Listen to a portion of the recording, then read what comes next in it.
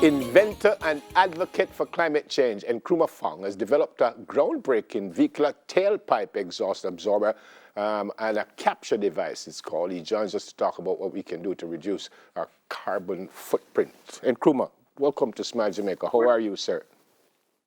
I'm good, man. Nice to meet you and see you again, Neville. Yeah, man, fantastic. When we just say a while ago now, vehicular tailpipe exhaust absorber and capture device. What is that? It's short for Vector 1. That's the short version of it. Okay, and you are so you are what? You are an inventor, you're a scientist, what are you? I'm both. So I'm a scientist, I'm a chemist by training, and an inventor. Okay, so what you did and why you did it? Well, I did it because the urgency of climate change is actually quite severe, and there will be significant impacts for small island developing countries such as Jamaica. We are basically in direct line for the first wave of impacts. So there's just no time to spare. We have to get this done now. We have to tackle the issue now. And you came up with what?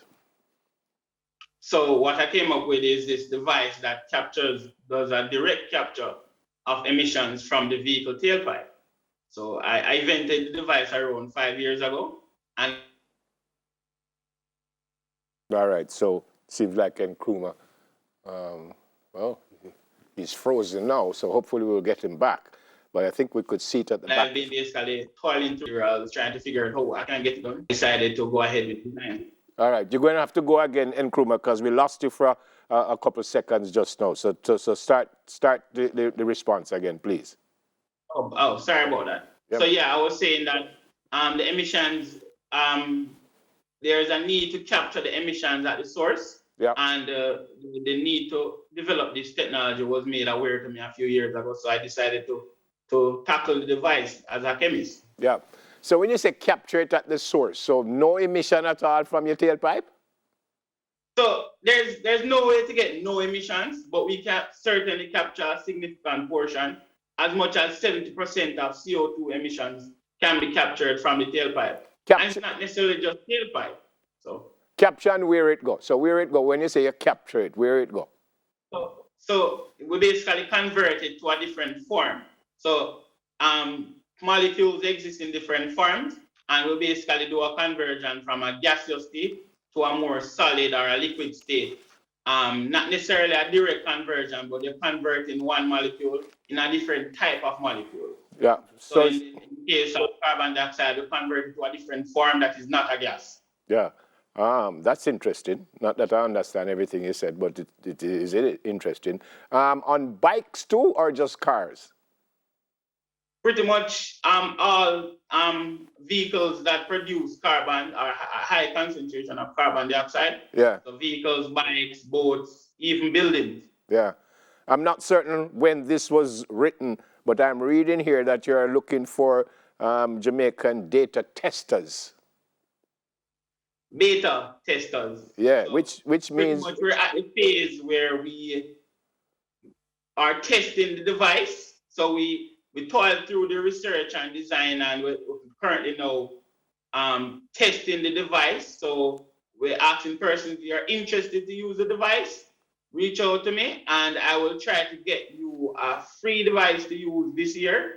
It will take a few months, but I will get it to you and you can try it out. It's not a lot of testers we can use at the moment, but the few that we'll get, we will certainly get data from it. And it will take a few months to get those data. Okay, you said 70 testers, so you're saying no, you don't want so many? As well, the beta testing will happen in 2 phases. A phase 1 will have around 5 testers, and then we'll move to as much as 70. Okay. And that will be all year. And then by the time December comes around, we will be ready to launch into the global market. So you said if I bring my car, you can... A lot of patenting and all of that. So if I bring my car, say I want it to be one of the testers, I bring my car, you put, what, is what, like a muffler? Yeah. It's like a muffler? It's an addition on the muffler. So where it doesn't alter your vehicle in any way. Where you put it though? It will make the car look ugly and this big thing on the back of my car and all kind of stuff?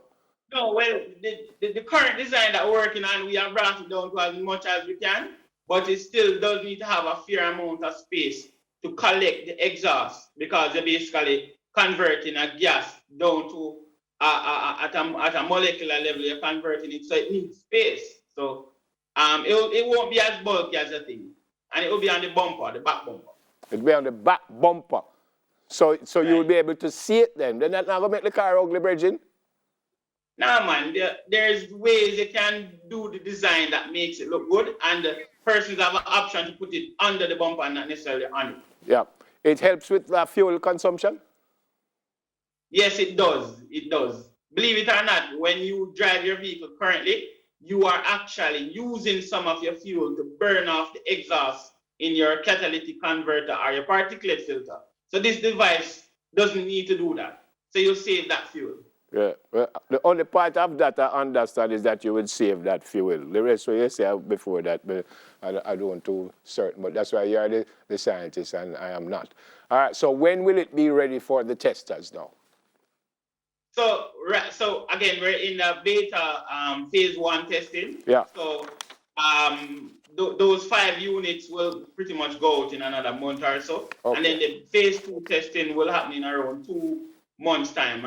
Around 2 months' time. Yeah. Well, obviously it's a good thing because you don't want a whole heap of smoke and carbon and all kind of thing in here. So it's obviously a good thing. I pray that it works.